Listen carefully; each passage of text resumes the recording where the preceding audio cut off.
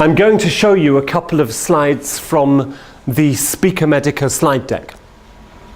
As I said a bit earlier, Speaker Medica is a brand that I own and that I worked with, which did presentations for the pharmaceutical environment.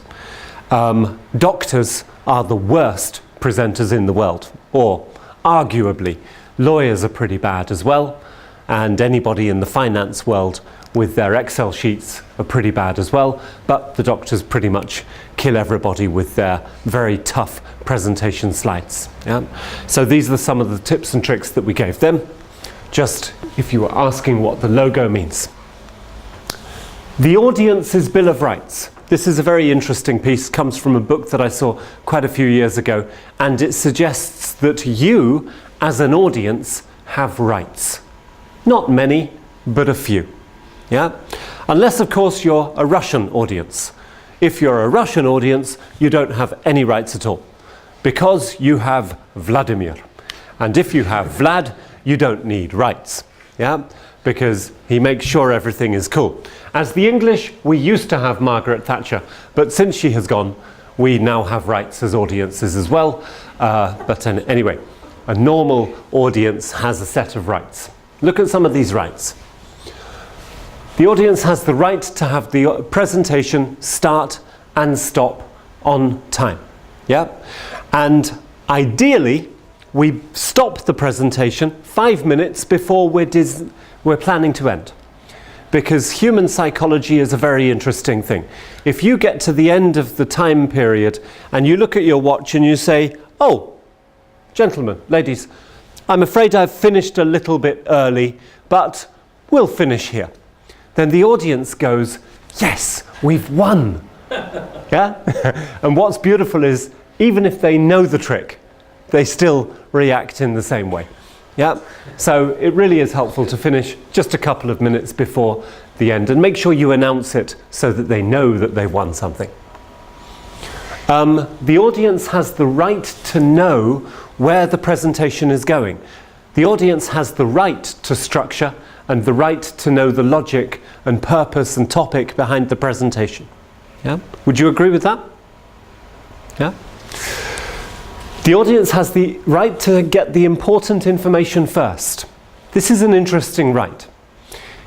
If your presentation has got a piece of information, like a price or a time frame, and this information it's not important that you save it for a particular place, then it makes sense to put it on the table right at the beginning of the presentation. Yeah? Because then the most important people in the room know why they're there. They know what's important about the presentation, and they can start assessing the quality of the knowledge and the argumentation much better as a result of that. On the other hand, if this price or deadline is a strategic piece of information and it kills your presentation by displaying it too early, then you can save it until the end, because now it's got a part of the logic to come at a different place within the presentation. The basic rule, if it doesn't hurt you to give the information earlier, then give it as early as you can. Audiences appreciate it and have the right to it. They also have the right to be able to read every word on the slide. So, are there any blind people in the room? Yes. We do have a couple of blind people in the room. Anybody with contact lenses? People who pretend not to be blind? No? What size of text do you need to guarantee visibility? What size of text? Type 12? Well, this is size, I think it's 23 or 24. This is size 24 text. Yeah? Okay. So, in a small meeting room, half the size of this, you can go to size 22. You can even go to size 20. But size 20 means you can put more information onto the slide, and which runs the danger then of overloading the slide with information. Slide 24 has the rather good guarantee that you can't fit more than 50 words on a slide, which means you can never overload the slide with information with slide 24. And in a very big presentation room, size 24 will guarantee visibility even in a ballroom. 300 square meters or greater, people will still be able to read the words on the visual. This presents corporations with a massive problem because most people's slides have tiny text, especially around the boxes, especially around the charts and graphs. There's way too small a text anywhere. And this also raises the problem of what is the purpose and intention of your presentation. Is it to display here on a screen, or is it to send internally as a piece of internal communication?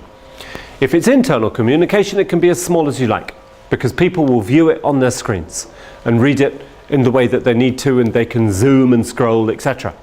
But if it's for a presentation, especially for customer presentations, we should respect this right of the audience. They have the right to have complex charts explained, and they have the right to stop for discussion to help the group reach understanding. Okay? Some of the rights of the audience. But it goes on. They have the right to ask questions at any time and to expect answers to those questions. The presenter has the right to say to the audience at the beginning of the presentation, ladies and gentlemen, please save your questions until the end. Yeah? But the audience has the right to ignore you and ask questions whenever they like. Yeah? So that also needs to be respected. The audience has the right to be able to hear you from the back of the room, and this underlines our technique very clearly, because it's difficult to hear somebody if they're speaking to the wall. Yeah? And they have the right to absorb the presentation without too many gestures happening throughout the presentation. Yeah? So wild gestures can become a vampire over time. We just need to be aware of that as well. The audience has the right to see your face and not the back of your head. They have the right to be looked at and to see your eyes. The audience has the right to eye contact. Yeah? Just a word for those of us with glasses, we need to look harder and longer at people than people without glasses. Just like if you have a big beard, you need to smile harder, because otherwise people think you're an axe murderer, which you might be, but for the purpose of the presentation, you need to grin really in order to show people that you're actually smiling. Yeah? Humor, when it's there to make a point, when it's there to relieve tension, when it's there to allow the flow to move forward nicely, then the audience has a right to enjoy it, and the audience has the right to leave feeling that something meaningful has been accomplished. Just a quick story on the topic of humor. I once had a participant in Austria called Franz, der Franzi. And Franzi was many things in this life, but being funny was not one of them. And he said, Tim, I think it is important to tell a joke during a presentation. And I said, Franzi, for some people I would say, yes, that is a good idea. But for people who are not funny, I would say, no, it's not a good idea. But he insisted. Yeah? And he said, no, I think this is good. I need to make a joke to break the ice and relieve the tension. So we got him to a stage where in every presentation, he would begin the presentation by saying, ladies and gentlemen, at the end of this presentation, I will tell you a joke. I will tell you when the punchline of the joke happens so that you may laugh. Yeah? And so this became his style and his technique. And he always told this ridiculously useless, unfunny joke at the end of a presentation, which, told by anybody normal on the planet, would have kind of been funny. But because it was told by Franz, it was just useless and complete. But he gained a reputation for doing this in all presentations, and his presentation style within the company became famous because everybody went to watch it and really enjoyed the process of listening to this joke at the end of it. Yeah? And, you know, he didn't take it personally, but he did try and work on his humor, which was quite interesting as well.